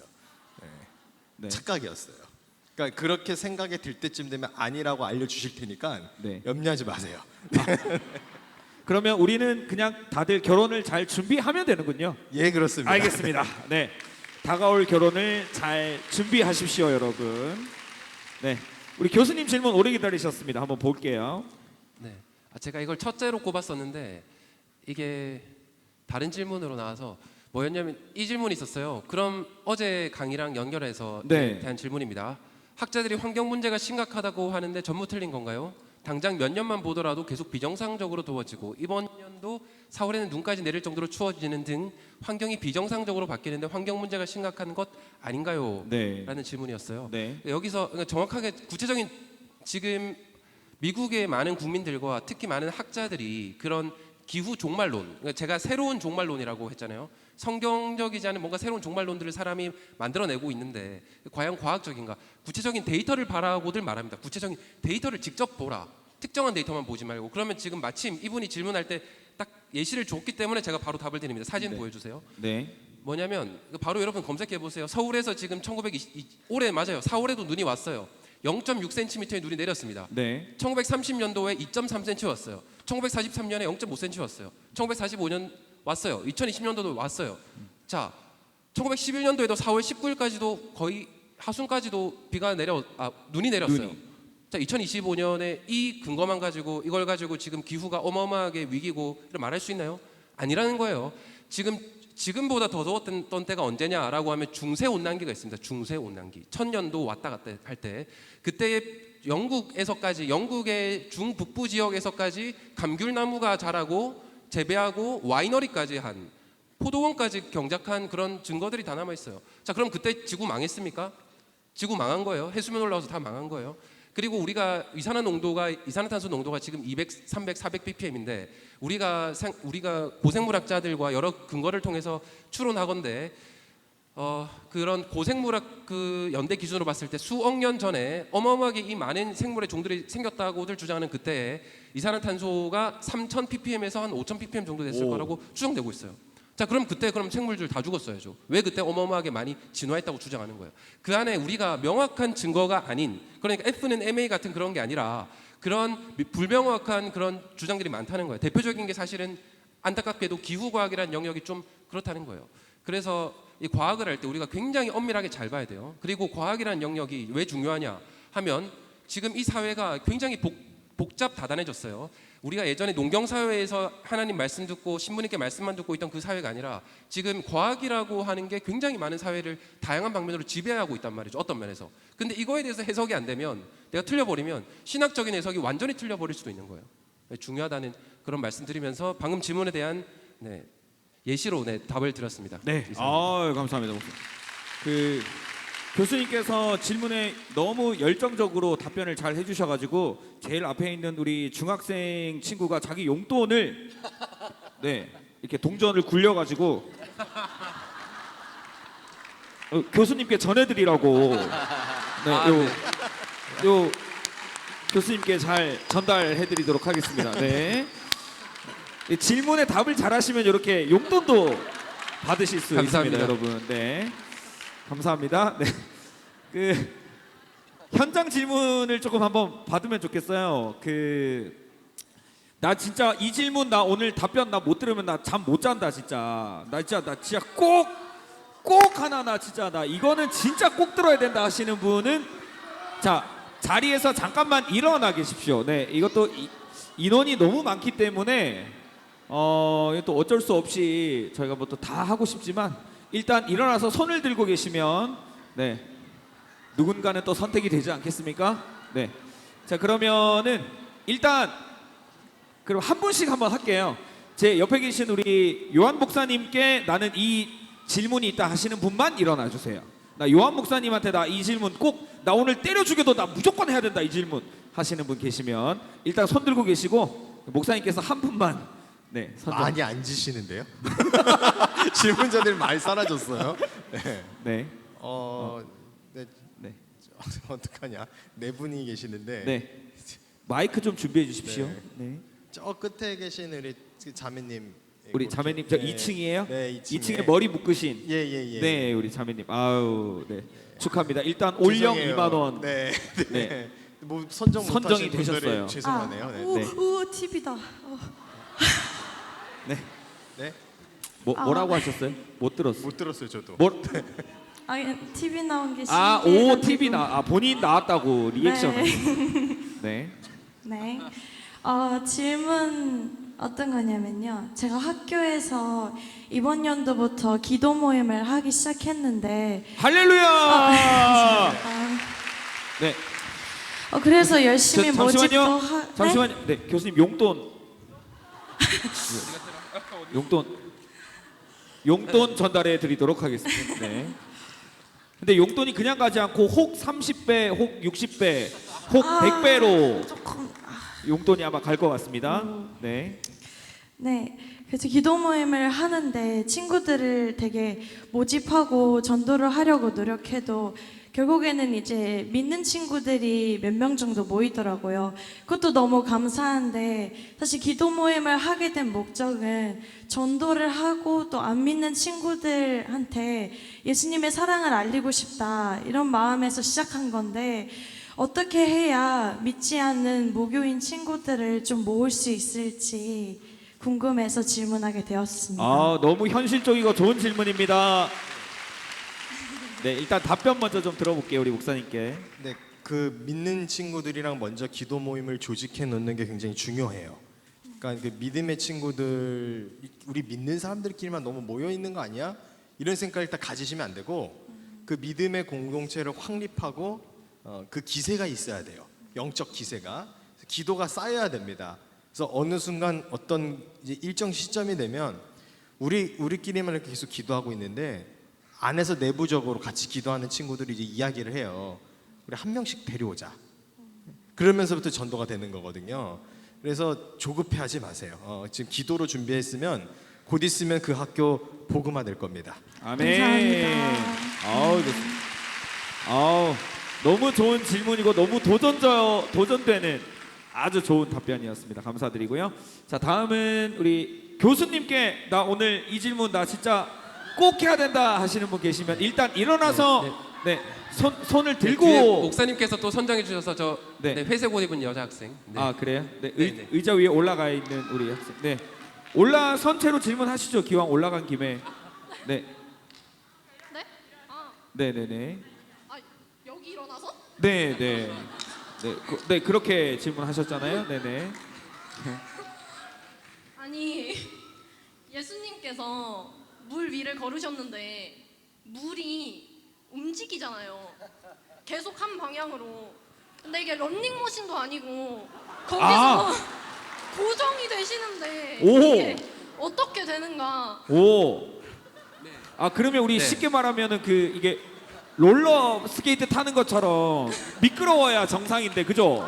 아니면 이게 이렇게 웨이브를 타야 되거나, 그쵸, 계속. 네. 근데 이제 궁금한 게 뭐죠? 예. 아, 그렇게 해야 되는데. 근데 그게 어떻게 거기 자리에서 걸어 다니시기도 하고 네. 근데 가만히 있어서 되게 위험 있게 오라고도 하시고 잔잔하라 따뜻하라고 이렇게도 해주시고 하시고. 이게 어떻게 되나? 네. 아, 자, 끝입니까? 아, 그 부분이 궁금하다고? 네, 이 질문에 대해서 어떻게 특히 과학자로서 이런 걸 예를 들어서 받아들이는가 이런 것들이 아까 전에 그 리처드 도킨스 같은 사람들이 많이 기독교인을 이제 한테 질문하는 요소 중에 하나예요. 그런데 저도 예를 들어서 지금 이거 H2O 분자가 도대체 어떻게 탄소 다당류가 될 수 있는가, 지금 포도주가 될 수 있는가, 예를 들어서 이런 질문을 하는 거잖아요. 맞잖아요. 그러니까 도대체 어떻게 물이 포도주가 되냐, 네. 이것도 뭐 물어보곤 하는데 사실 뭐냐면 우리가 현재 어떤 과학 안에서 답하기 어렵습니다. 아, 그렇죠. 근데 어떤 거 전제 안에서 가능하냐면 하나님께서 무에서 유를 창조하시고 그리고 자신의 독생자 대신 예수 그리스도를 성육신해서 이 땅에 보내주시는 그 모든 만물과 과학 법칙을 창조하신 그 기적을 베푸시는 그 분이라는 우리의 믿음 안에서 이거 과학으로 증명하라, 현재의 과학으로 모르겠어요. 그런데 그럼 어떻게 이 창조는 그럼 어떻게 증명하겠습니까? 증명이 안 되는 영역이 있는 거예요. 그건 과학의 법칙으로 증명해라 그렇지는 않습니다. 하지만 저는 그 전제, 하나님이 전지전능하신 하나님께서 이 모든 아멘. 만물을 창조하셨고 저는 그렇다고 하면 당연히 가능한 거예요. 저는 그렇게 대답을 드리겠습니다. 네, 뭐 감사합니다. 그 첨언 하실 분 첨언. 네. 사람으로서는 할 수 없으나 하나님으로는 다 하실 수 있느니라. 아멘. 네. 그걸 이제 기적이 믿어지느냐라는 이야기면 아까 말씀드렸듯이 이 세상은 눈에 보이는 것과 눈에 안 보이는 것, 즉 물질적인 것과 초자연적인 것이 같이 있다. 네. 그리고 예수님은 요한복음에 의거해서 창조주시다. 그러면 창조주께서 자연적 부분에서 그리고 또 초자연적인 기적을 베푸시는 건 우리가 이해가 안 돼도 충분히 하실 수 있다라고 하는 예수님의 기적의 범주를 일단 생각을 해야 되고요. 두 번째는 내가 만약에 오늘 봤을 때도 자매님께서 지금 이해가 안 되잖아요. 그게 어떻게 되는지. 근데 현실에서 나타나는 많은 기적은 실제로 봐도 이해가 안 됩니다. 그리고 예술가적 관점으로 말씀드리면 홍해를 갈라졌을 때 애니메이션처럼 오케스트라는 없었어요. 성경에 보면은 밤새 바람이 불어서 묻이 나왔다고 했거든요. 그러니까 생각보다 성경에서 나왔던 기적은 생각보다 담백할 수 있습니다. 그래서 그런 부분, 그래서 어떤 목사님께서 미국에서 이 시대 2025년, 2020년대도 기적이 일어나냐, 이거로 박사 논문을 쓰신 목사님이 계신데 자기가 걱정을 했대요. 아, 내가 각 잡고 논문 썼을 때 기적이 없으면 어떡하지? 라고 했는데 결과적으로 기적이 너무 차고 넘쳐서 의과학적인 어떤 데이터에 기반한 기적이 오늘도 일어나고, 기독교적이라고 해석할 수밖에 없는 기적이 오늘도 많이 일어나서 논문에 넣어야 될 기적의 사례를 정리했다고 합니다. 그러니까 기적이 네. 믿어지느냐, 오늘도 벌어진다, 담백하다, 아. 이 정도. 야, 좋습니다. 뭐 조금 뭐 다른 관점에서 보면은 여기에 하나님 우리를 부르셨고 캠프를 참여하시게 한 것 자체도 어떻게 보면 기적의 일부분 아닐까요? 네. 사실은 여러분 뉴스 같은 거 보면 아시겠지만 가만히 길 가고 있는데 뒤에서 SUV 차량이 갑자기 덮쳐가지고 사람이 죽어나가는 마당에 하나님께서 우리를 향한 큰 뜻이 있어서 이 자리에 캠프에 불러주셨고 또 이렇게 질의응답을 할 수 있는 시간까지 만들어 주신 것 자체도 넓은 의미에서의 기적인 것 같습니다. 네. 그리고 또 교수님께 또 한 말씀 좀 전해드리고 싶은 게 그 과학이라는 이 단어 자체를 너무 크게 생각하는 것 같아요. 우리들이 어떤 의미냐면 과학이라고 하는 것은 제가 이해하기로는 하나님 세상 모든 만물을 만드셨고 이렇게 창조하시고 창조 질서를 만드셨는데 그 중에서 아주 극히 일부분 하나님의 뜻을 사람들이 이해한 부분을 따로 정리해 놓은 것을 저는 과학이다 이렇게 생각하거든요. 근데 네네. 우리가 그냥 과학이라고 하면 너 그거 과학적으로 증명됐어? 안 됐어? 과학이 마치 진리인 것처럼 우리가 갑작스럽게 좀 급하게 받아들이는 경향이 좀 있는 것 같아요. 네, 그래서 그런 부분들을 조금 한번 같이 말씀드리고 싶었습니다. 저도 동의합니다. 네, 감사합니다. 네, 다음 질문 한번 가보도록 하겠습니다. 잠시만요. 그러네요. 책사님 거 안 했네요. 네, 죄송합니다. 네, 책사님 현장 질문인데, 야, 잠시만요. 네, 책사님 이 인기의 비결이 어디에 있다고 보시는지 좀 일단 견해를 먼저 한 말씀. 아내 말을 잘 들으면 된다. 자, 소리 내지 마시고 손만 한번 흔들어 주십시오. 네. 이 질문 나 진짜 나 오늘 진짜 꼭 해야 된다. 다시 딱 한 분만. 자, 소리 내시면 안 돼요. 이것은 소리 없는 아우성. 네. 저 자. 이 여자분, 네, 이 앞에 남학생? 여자분, 네, 우리 여기. 여자분 양경- 초록색 아니면 네, 회색? 여기 지금 마이크 네. 회색. 죄송해요. 네. 다른 분들 너무 죄송해요. 네. 저는 책사뿐만 아니라 세 분 다 한번 의견 들어보고 싶은데요. 제가 예전부터 한번 질문했던 건 계속 생각했던 건데 워낙 답이 나오지 않아서 한번 질문 올려봤었는데 안 나온 것 같아서 한번 질문 들어봅니다. 뭔가 만약에 제 친구가 예수님을 안 믿는 친구가 저한테 이제 하나님이 진짜 있는지 말해달라, 증거를 대달라 하면은 저는 물론 이제 기독교적인 신앙을 그냥 믿는 것을 알고 있지만 만약 그 친구가 되게 이제 evolutionist 진화론을 과학적으로 막 말하면서 저한테도 기독교를 증명하라 해보면은 그럴 때 어떻게 네. 말하면 좋을지 알고 싶습니다. 예. 이겁니다. 우리 학교 다닐 때 많이 한 거예요. 친구들하고. 야, 하나님 있나? 하나님 있다. 뭔데? 증거 대봐라. 없다 이거 못 된다 이거. 이거거든요. 예. 이 부분을 저도 많이 싸웠습니다. 예. 이 부분을 좀 어떻게 좀 그리스도인으로서 어떻게 좀 정리를 하면 좋을까? 일단 예수님 당시에 갈릴리에서나 예루살렘이나 예수님을 실제 눈앞에 본 사람들 있잖아요. 그 사람들도 예수님의 기적, 예를 들어 예수님의 오병이어 사건에서 예수님의 기적으로 떡을 먹은 사람이 있을 거 아니에요. 그래도 나중에 돌아선 사람이 생기거든요. 그러니까 예수님이 직접 눈앞에서 보여줘도 사람들이 안 믿어요. 그러니까 인간론이 첫 번째 기적을 보여주면 믿는다라는 그 전제가 약간 일종의 착각일 수 있다. 예수님 시대 때 눈앞에 보여줘도 안 믿는다. 홍해를 건너 자기가 건넜을 때에도 홍해 갇히고 나서 하나님을 비판하는 사람도 있다. 그래서 그게 절대적 기준이 되면 안 되고요. 두 번째는 과학이라고 하는 것은 신학과 충돌한다라고 생각을 하는데 과학과 과학주의가 다릅니다. 그러니까 진화론을 운운하면서 하나님이 없다라고 하는 건 과학이 아니라 철학적 주장이에요. 그러니까 과학과 과학 철학이 다르거든요. 과학과 과학주의가 다르고 그래서 친구가 그렇게 얘기했을 때는 그러니까 그게 중요한 거예요. 이 친구의 세계관과 내 세계관이 다르면 평행선을 달릴 뿐 이게 개념 정리가 공통분모가 적으면 적을수록 대화가 된다고 하는데 안 되는 부분이 많습니다. 그러니까 그러면 이런 사람들을 어떻게 전도하느냐? 21세기에서는 이제 과학을 신봉하는 과학주의 사회이기 때문에 그래서 제가 세계관 공부를 해서 친구가 못 보고 있는 친구의 관점의 한계나 단점을 메타인지적으로 같이 설명을 하는 거예요.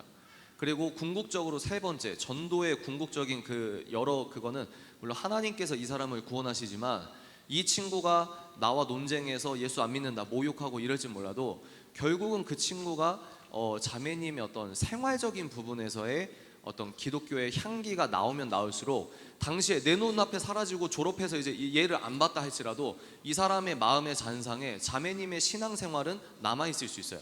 그리고 하나님께서는 어느 영역으로 그 친구를 이제 구원하실지 모르기 때문에 우리 입장에서는 내가 막 구원을 뭐 한다기보다는 나 입장에서 최선을 다해야 된다. 그리고 과학과 과학 철학은 다르다. 과학주의가 다르다. 이런 개념. 그래서 세계관 공부를 하시면은 이 시대의 어떤 전도나 이 사람의 세계관이나 이런 게 분별이 잘 되실 겁니다. 네, 아멘. 아, 좋습니다. 네.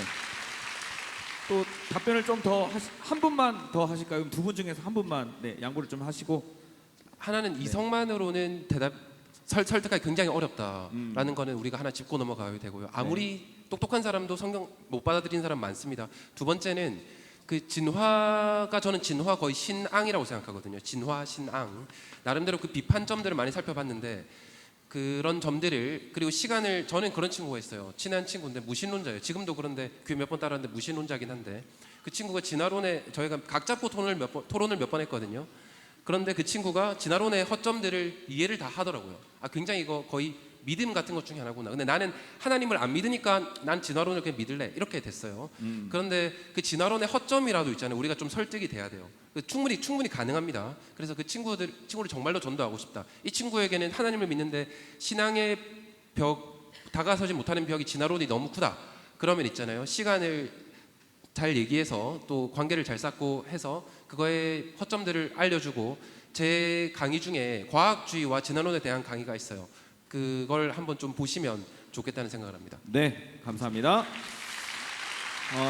캠프가 중, 고, 청년부거든요. 근데 또 많은 또 교사, 교역자들도 함께 오셨고 또 의외로 어린이들이 또 많이 참여를 했어요. 네, 그래서 물론 뭐 중고청을 위한 캠프이긴 하지만 전체적으로 여러분들의 수준이 정말 지금 너무 높기 때문에 전체적인 평균을 약간 좀 낮추자는 의미에서 초등학생 중에서 혹시 나는 오늘 이 질문을 꼭 하고 싶다 하시는 분이 있으면은 제가 기회를 한번 드리도록 하겠습니다. 저기 뒤에 우리 하늘색 번떡 손들어 주신 우리 하늘색 옷 입은 우리 초등학생이 있는데 저 가벼운 질문도 괜찮거든요. 네, 편안하게 질문해 주시면 되겠습니다. 그 원수를 사랑하라 했는데 김정은이나 이재명 같은 사람도 사랑해야 되나요? 예, 목사님 턴입니다. 지금 지금 턴이 목사님 턴이거든요. 그 원수랑 마귀를 잘 구분해야 됩니다. 마귀는 대적하라고 되어 있어요. 그 사람이 근데 사람을 두고 마귀라 그러는 것 자체가 굉장히 인격적인 모독이 될 수 있고 문제가 될 수 있어요. 이제 뭘 말씀드리고 싶냐면은 마귀한테 조종당하고 있는 사람이 있다라는 거예요. 그러니까 그런 경우에는 무조건적으로 품고 사랑할 수가 없어요. 여러분, 마귀에게 조종당하고 있는 사람을 사랑하는 방법이 뭐냐? 마귀를 내쫓아주는 겁니다. 귀신 들린 사람을 사랑하는 방법은 야 귀신 들려도 괜찮아. 네 안에 있는 귀신과 같이 사는 거야라고 말하는 게 아니에요. 그 귀신을 죽게 해주는 게 사랑이거든요. 자, 그러니까 말씀해준 그 두 명의 그 인물들은 어떻게 사랑을 해야 되냐? 어떤 방식으로 사랑할 수 있겠어요? 네, 답이 나왔죠? 네. 방송 나가고 있대요. 조심하겠습니다. 네. 우리 초등학생 한 명만 더 여기 우리 질문하겠습니다. 아까 우리 흰색 티셔츠 입은 우리 초등학생 친구 있었는데, 네 질문. 유튜브로 생중계되고 있습니다, 여러분. 네. 아니 오늘 듣는데 그 책 읽는 사장님이 오, 예뻐라. 그 네. 책도 그렇고 말씀도 그렇고 연애, 사랑, 결혼 이런 키워드로 얘기를 계속 해주셨는데 메모를 또 했어. 이 키워드로 계속 왜 해주셨는지가 조금 궁금해서. 아 오늘 왜 연애 결혼 얘기를 하셨는지? 그게 궁금한 거예요? 오늘 왜 연애 결혼에 관련돼서 그렇게 얘기를 많이 열심으로 하셨는지. 일단 주최 측에서 시켰고요. 그리고 제가 유튜버다 보니까 질문을 많이 주시잖아요. 그러면 이 지정학적, 아니 좀 쉽게 말하면 이 초등학생이 듣고 네. 있습니다. 네. 어느 나라에 태어나는가에 따라서 자기가 겪는 고통이 좀 카테고리가 묶이더라고요. 예를 들어 아프리카에서 태어난 분들은 뭐 물을 떠오기 위해 아주 공포적인 그런 생존에 두려움. 관련된. 그렇죠. 네. 네, 한국에서 신앙생활 하시는 분들의 대부분의 이 고통의 문제의 한 카테고리가 연애랑 결혼이더라고요. 그래서 어른분들은 야 나도 그럴 때 있었어라고 하면서 우리 친구들의 연애 결혼을 약간 너무 좀 가볍게 보는 그런 경향이 있는데 이 친구의 세계관 안에선 되게 가장 심각한 문제거든요. 그래서 그런 질문을 많이 해주셔서 거기 답해 보니까 마케팅적 용어로 말하면 니즈가 되게 많아요. 원치도 많고. 그래서 거기에 대답을 해주다 보니까 이렇게 여기까지 온 거죠. 네. 네. 질문에 대한 답이 됐나요? 네. 감사합니다. 자, 생각보다 시간이 너무 빨리 가요. 네. 너무 잘해 주셔가지고 여러분 뭐 질문도 잘해 주시고 답변도 잘해. 몇 개만 더 할까요? 네, 알겠습니다. 그러면 이제 진짜 시간이 많이 없어가지고 몇 개밖에 못 할 것 같아요. 다음 질문 한번 보겠습니다. 만약에 커플이 신앙과는 비슷한데 정치색이 다르면 헤어져야 되는지. 네. 신앙과는 비슷한데 정치색이 다르면 헤어져야 되는지. 네. 일단 저 답변을- 질문이 조금 이상한 것 같습니다. 질문 신앙관- 자체에 오류가 네. 있다. 네, 신앙관이 비슷한데 정치색 그러니까 지금 책 읽는 사장님이 지금 출간한 책이 올바른 기독교 정치관이잖아요. 기독교 정치관이 있는데 그런 올바른 기독교 정치관이 있는데 신앙적인 색깔이 비슷한데 정치관이 좀 다르다. 조금 그 질문이 조금 이상하다. 아마도 신앙관도 많이 다른 것 같다. 네. 이렇게 답을 하겠습니다. 그러니까 교수님 말씀은 신앙관이 같으면 정치색이 다를 수가 없다인 거죠? 아마 굉장히 어렵다라는. 네. 정도. 그렇게 특히 보면 지금 한국이나 현재 미국 상황 이런 데서 네. 그렇습니다. 네. 그러면 그 질문에 이미 답이 있네요. 그러면 그렇죠? 네, 그렇게 보시면 되겠습니다. 자, 다음 질문 혹시 뭐 아니면 다른 네, 우리 목사님께서 헤어져요. 헤어져. 피곤하게 살지 마요. 나 진짜 오늘 토크 콘서트 목사님이 다 살려주시는 것 같습니다. 예. 아니 제가 해야 될 역할을 목사님이 다 하시고 계세요. 너무 뿌듯합니다. 너무 든든합니다, 목사님. 네, 고맙습니다. 네. 정리를 이렇게 잘해서 헤어지래요. 네. 자, 다음 질문 한번 보도록 하겠습니다. 자유주의 신학은 왜 나온 거예요? 와. 이게 자, 제가 일단- 답변해야 할 예. 내용일 것 같아요. 네, 일단 자유주의 그 신학. 초등학생들도 있으니까 그렇죠, 목사님 자유주의 신학이 무엇인지를 좀 간단하게 한번 네. 짚고 넘어가면 좋을 것 같습니다. 자유주의 신학이라는 거는 네. 성경에 기록되어 있는 기적 사건들을 문자 그대로 믿지 않는 거예요. 그러니까 기적 사건들은 지워요. 예수님이 무리를 걸은 거 네. 못 믿겠으니까 빼버려요. 웨이브 그렇죠. 네. 웨이브 탈 수 없으니까 그렇죠. 빼버리고 그거 말이 안 된다. 그렇죠. 이렇게 어. 나가는 거예요. 그래서 자유주의 신학이라는 것은 네. 그 리버럴리즘이라는 게 정치적인 그거 아니에요. 정치적인 자유민주주의의 그게 아니고 네. 이 신학적 자유주의라는 거는 예수님의 교훈, 예수님의 교훈과 가르침은 훌륭하지 않느냐. 예를 들면 왼뺨 되면 또 돌려대고 뭐 원수도 사랑하고 이런 윤리 도덕적 가르침만을 따르자. 배울 게 많으신 그렇죠. 어르신이다. 그렇죠. 그 정도. 네, 그렇게 보는 거예요. 네. 예, 맹자 공자처럼 보는 거죠. 네. 여기 초등학생들도 있다니까 좀 어휘를 좀 쉽게 말하면 너무 좋습니다. 네, 예수님을 그냥 좋은 선생님으로만 이해를 하는 겁니다. 이게 자유주의 신학이라는 건데 네. 이게 왜 나왔냐면 과학이 발전되고 성경을 믿을 수 없겠다라고 말하는 사람들이 등장하면서부터 교회, 기독교 신앙이 유지되기 어렵다라는 그 위기감을 신학자들 본인들이 먼저 갖고 스스로 포기한 거예요. 복음의 능력을. 그래서 적당하게 타협하고 성경에서 설명되지 않는 부분들을, 그러니까 이 사람들은 교회를 파괴시키고 신앙을 어지럽뜨리려는 목적은 아니었어요. 원래 목적은 뭐였냐면 교회를 자기네들이 지켜보겠답시고 성경을 타협해 준 결과물이에요. 그래서 오늘날에도 좀 제 의자가 좀 많이 문제가 사실 그래서 아니 목사님 네. 되게 겸손하시다 나 이렇게 생각하고 있었는데 굉장히 예. 교만해졌어요 제가 갑자기. 네. 근데 겸손하신 분이 아까부터도, 아니었군요. 아니 아까부터도 예. 저 다리가 제가 조금 너무 제 다리만 길어서 좀 좋아하고 있었거든요. 좋아하고 있었는데 검색가 노니까 제가 좀 안되더라고요. 네. 네. 네. 요즘 제가 갑자기 커졌어요. 네. 타협하기 위해서. 네, 네. 타협하기 위해서 네. 나온 신학이다라는 것이죠. 그래서 이렇게 의도 자체는 교회를 살리겠다라는 의도를 가졌지만 그 의도와는 다르게 기독교 신앙과 전혀 다른 새로운 사상이 등장해 버렸다라는 게 자유주의 신학이 태동되게 된 원인입니다. 네. 네. 감사합니다. 현장 질문도 그렇고 사전 질문자들 지금 안 오시면 올리브영 못 드린대요. 네, 바빠서. 그래서 질문 당첨되는 즉시 바로바로 가셔야지. 나중에 뭐 식사하실 때 저 나중에 아까 당첨됐었는데요. 이렇게 하시면 그때는 드리기가 좀 어렵다 말씀을 전해드립니다. 자, 다음 질문 보도록 하겠습니다. 요즘 스님, 신부님, 목사님 나와 방송하는 중에 서로의 구원관을 존중하는 거는 어떻게 설명을 해야 될까요? 구원관을 존중하나요? 아니 제가 이 방송을 몰라서 못 봐서 그런데 그 목사님이 스님한테 그렇게 열반에 들면은 천국에 갈 수 있습니다, 구원 받습니다 이렇게 인정을 한다고요? 그렇지는 않겠죠?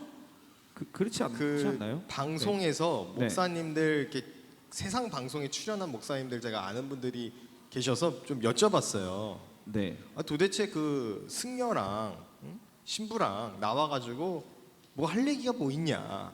그리고 나왔으면 복음을 전해야 목사지. 막 얘기했더니 하는 얘기가 전도를 정직하게 하면은 그게 편집이 된대요. 그러니까 그래서 억울함을 당하는 목사님들도 좀 있어요. 그러니까, 있는 그대로 복음을 얘기하면 네, 저기요 스님 그 예수 믿고 구원 받으세요 이렇게 방송에서 얘기했다가 편집이 당한다는 거죠. 그리고 이제 사실 그 방송에 나가는 목회자들은 그 방송 욕심이 있는 분들이지 목회에 욕심 있는 분들이 아니기 때문에 구원관 본인 구원관도 별로 이렇게 없어요. 이렇게. 그러니까 여러분들이 뭘 이해하시면 좋냐면 저 사람이 목사인데 왜 저러지가 아니라 목사 아닌가 보다 하고 끊으면 돼요. 그냥 TV를. 그런 채널을 왜 보고 있어요? 시간 아깝게. 자, 질문은 이렇게 하고 이어서 교수님도 그런 분들 안 계시겠지만 그래도 혹시나 오해하시는 분들이 계실까봐 미리 또 말씀드리는데 그 소년보 목사님 100분 토론 나오셨거든요. 네. 그 부분에 대해서도 또 한 말씀 미리 좀 얘기를 한번 해주시는 게 좋을 것 같습니다. 그러니까 너무 방송에 네. 나오는 목사님들 이렇게 하시니까. 그러니까 네. 복음 전하려고 나온 목사님들 계시죠. 복음을 전하기 위해서. 그러니까 방송은 그러려고 나가는 거예요. 전도하려고. 100분 동안 무슨 말씀하시는지 들어보세요. 예수 십자가 복음 전하러 나가시는 거지. 터무니없는 소리 하니까 혼내주기로 나가신 거죠.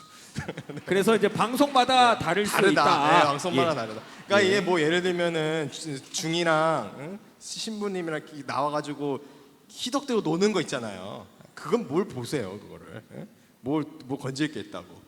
근데 그 목사님 말씀 아멘 하고 이제 부연 설명 좀 하면 네, 부연 설명. 자유민주주의가 위대한 이유는 관용을 베풀기 때문이에요.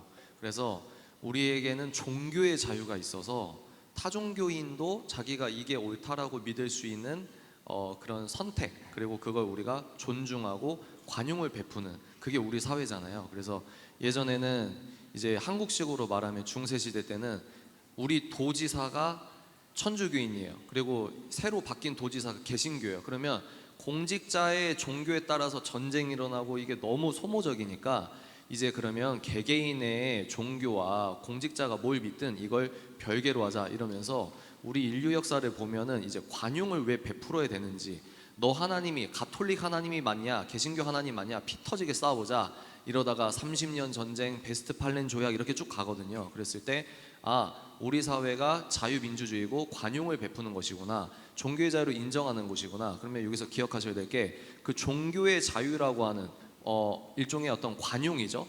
이 자체, 이 아이디어 자체가 이건 역시 성경적 흐름에서 설명이 가능하다는 겁니다.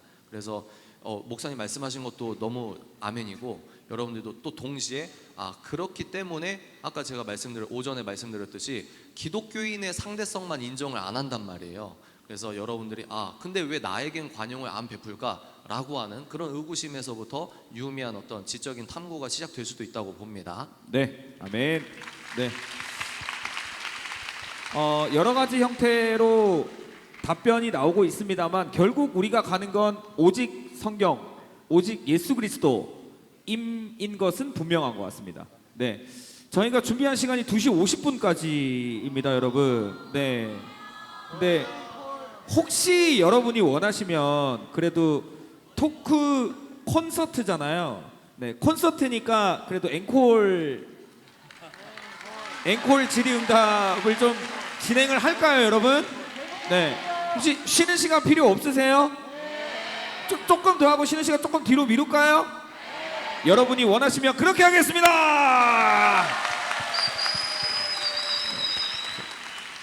책사님, 저쪽에 3명 박수 안 쳤습니다. 나중에 그쪽 라인에 3명 네, 지도 편달 좀 부탁드리도록 하겠습니다. 자, 그러면 여러분들 많은 대다수의 분들이 원하시기 때문에 질문 몇 개만 다시 시작할게요. 네, 다음 질문 한 번만 좀 보여주십시오. 올리브영 상품권 많이 나갑니다. 아까 전시회를 고르다가 했는데 앞에 나가서 네. 2만 원 상품권 받으시면 됩니다. 네. 옥현 주공이 어딘지 보니까 울산대학교 옆에 있는 맥도날드더라고요. 제가 울산 지역이군요. 네, 학교 울산. 앞인데 제가 가장 많이 먹는 밥이 맥도날드입니다. 그래가지고 아마도 제가 맞는 것 같습니다. 네. 그 맥도날드도 메뉴가 많잖아요. 네.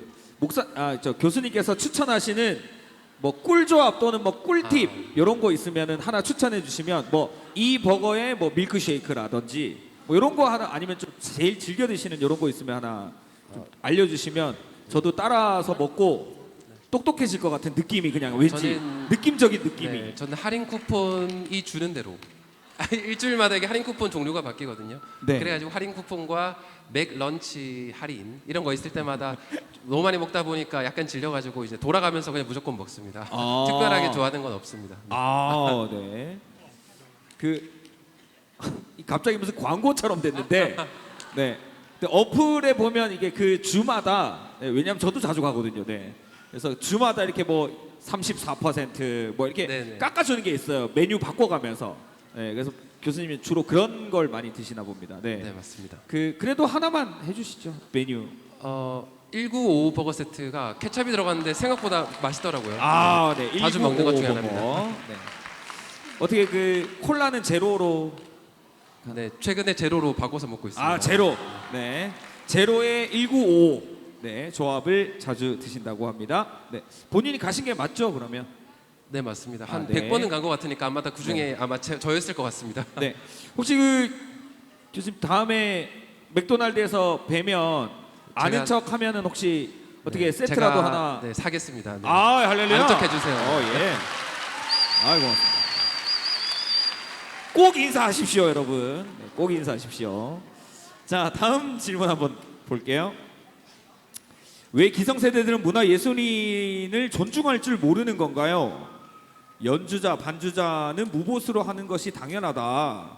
본인 교회 외에 다른 교회는 사정상 한 번 가더라도 지옥 간다고요? 아니 그렇게- 이건 아닌데 그렇게 한 적 없는데. 네. 근데 이 질문에 그 어떤 개인적인 경험과 어떤 그 얘기하고 싶은 메시지가 있는 것 같아요. 이 질문 안에.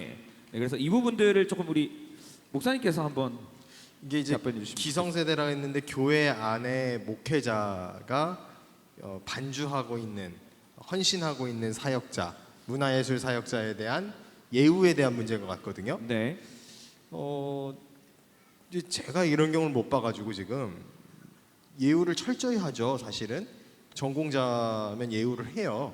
예우를 하고 그에 대한 페이도 지출을 하고 그리고 함부로 하지 않거든요. 근데 저걸 보니까 어떤 케이스냐면은 아마 내가 모 교회에서 내가 태어나고 자란 교회에서 근데 너무 편안하게 이제 익숙하게 봉사를 하고 헌신하니까 네. 이제 봉사와 헌신을 이제 그 어떻게 보면은 당연하게 저 사람은 그냥 당연히 반주해야 될 사람 이렇게 좀 인식이 된 것도 좀 있어요. 맞아요. 네. 그래서 그런 경우에는 좀 이야기를 하셔요. 제가 봉사하는 거 기쁩니다. 좋습니다. 그래서 제가 무보수 페이 받는 거 여기에 저는 욕심 있지 않습니다. 그러나 제가 존중받기를 원합니다. 제가 하나님의 그 사역을 하는 이 쓰임 받는다라는 거에 대한 자긍심을 느낄 수 있도록 도와주세요. 이렇게 이야기를 해보세요. 몰라서 그러는 거지 결코 알면서 네. 이렇게 터부시하지 않습니다. 예, 그래서 좀 잘 그렇게 이렇게 얘기를 유식하게 해보시면- 이렇게 청산 유수처럼 이렇게 네. 말이 잘 나올까요? 그 이제 흥분해서 말이 안 부장님이나 나. 부장님이나 목사님한테 그렇게 제가 존중받기를 원하는데요, 네. 목사님 하면서 이렇게 그렇게 되면 좋겠죠. 네. 되면 좋겠습니다. 네. 네. 그런 그- 부분들도 네. 좀 훈련을 하시거나 그렇죠. 예. 마인드 컨트롤을 좀 하셔가지고 네, 그렇죠. 예. 네. 아니면 일부러 몇 번 틀려보세요. 반주 네. 띵띵띵. 본인- 네. 제가 오늘 컨디션이 좀 이렇게 한번 해보시면 이게 사역자 귀한 줄 아는 거 이렇게 될 거예요. 네. 그럼요. 네. 네. 그렇다고 예배를 방해하지 마시고요. 또. 네. 그럼요. 네, 아무 때나 또 뚱땅 될까 예배 봐. 시간에 하시지 말고 네. 아니면 갑자기 반주를 시켰는데 예배 시간에 반주를 안 한다든지 네. 일부러 틀린다든지 그렇게는 좀 곤란하고 본인의 의사를 정확하게 네, 우리 교육자님께 조금 전달을 진지하게 진심이 잘 전달되도록 그렇게 얘기를 좀 하시면 좋을 것 같아요. 네. 혹시 다른 또 보충하고 싶으신 분 계신가? 네. 제가 이 질문을 골랐었거든요. 그런데 오. 이 질문을 보면서 우리가 무엇이든지 감사함으로 받으면 또 그것대로 참 감사할 수 있다라는 그 성경 말씀에 따라서기도 하고 이게 어떤 교회에서는 보수를 잘 안 주는 교회도 있습니다. 그런데 이제 그런 것들에 대해서 정말로 내가 너무 필요하다. 지금 상황상 그러면 내가 예를 들어서 어떤 교회에서 또 작은 교회이기도 한데 교회 사정상 자비량으로 무보수로 어떤 강의를 요청을 해요. 그런데 제가 알기로 제가 아는 아주 가까운 어떤 분들도 네. 굉장히 뭐 학위도 있으시고 어디 가면 학교에서는 뭐 전문 강의를 하면 기본적으로 상당한 강서를 받으시는 분인데 무보수로 그런 거 봉사하는 분들도 계세요. 네. 저도 여러 번 그런 적들이 있습니다. 그런데 그것을 내가 감사함으로 받아야 되는 거예요. 근데 그거를 내가 기분 나쁘면서 내가 뭐 차값이 지금 내가 기름값이 얼마인데 그거를 이렇게 하면 안 하는 게 낫죠. 안 하는 게 낫죠. 그래서 정말 내가 감사함으로 이걸 하고 싶은데 나의 사정상 정말로 최소한의 생활비가 필요하다. 이렇게 하면 그 담임 목사님이나 교육자분들에게 제가 상황이 이렇습니다. 이런 것들을 위해서 도와주시면 감사하겠습니다. 네. 이런 것들을 정중하게 말하면 교회가 그것을 무시하지 않고 교회의 사정상 이런 것들을 잘 협의할 수 있을 거라고 생각을 합니다. 네. 네. 그런 의미에서 교수님은 한번 출강을 나가시면 얼마 정도 받으시는지 네. 개인적으로 약간 궁금합니다. 네.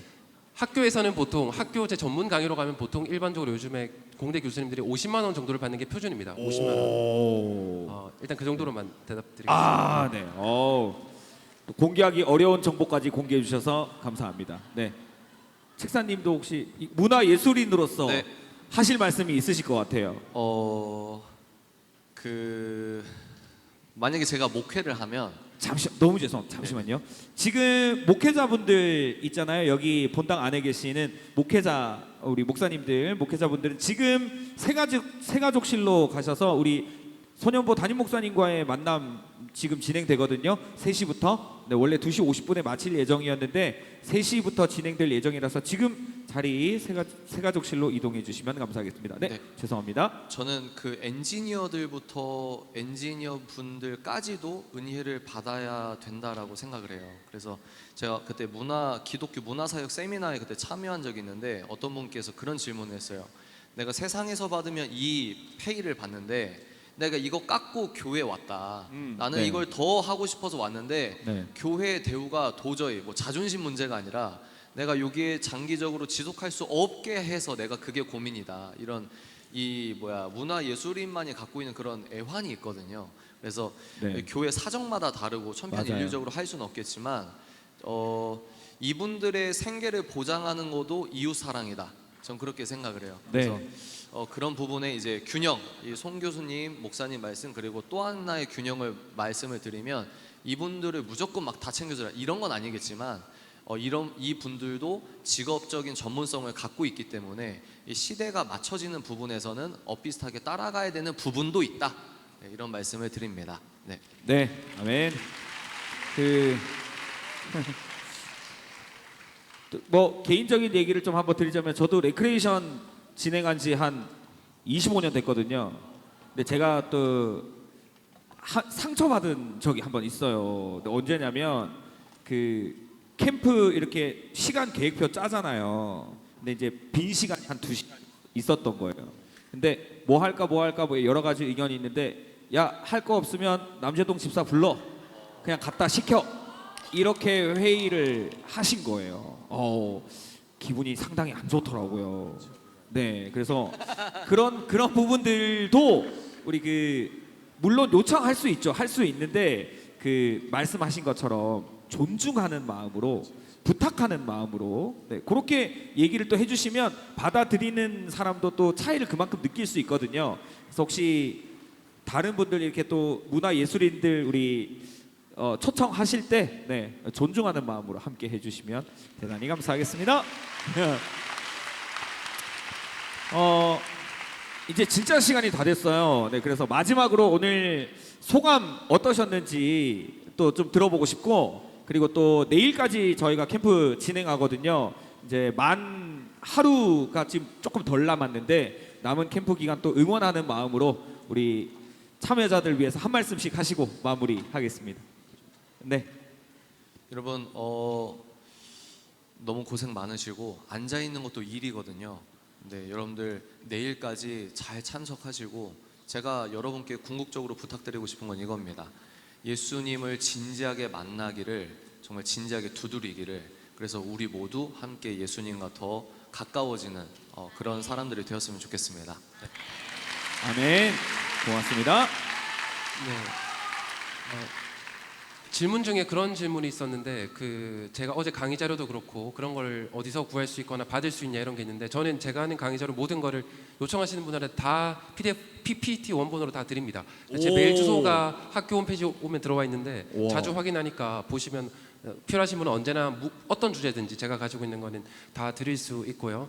그리고 저는 여기 계신 진짜 정말로 한 분 한 분이 우리나라를 바꿀 수 있는 정말로 수많은 영혼들에게 복음 전할 수 있는 귀한 하나님의 사람들이라고 생각을 합니다. 그래서 아멘. 여기 있는 분들이 얼마나 한 분 한 분 귀한지를 모르고요. 또 여러분들이 이런 시간들을 통해서 하나님께 헌신되고 우리나라를 살리는 그런 한 분 한 분이 되셨으면 좋겠습니다. 감사합니다. 아멘. 네. 마지막으로 우리 김희영 목사님. 조금 길게 하셔도 돼요. 너무 계속 짧게 하셔가지고. 네. 여러분 길게 하면 쉬는 시간이 줍니다. 여러분 쉬세요. 마치겠습니다.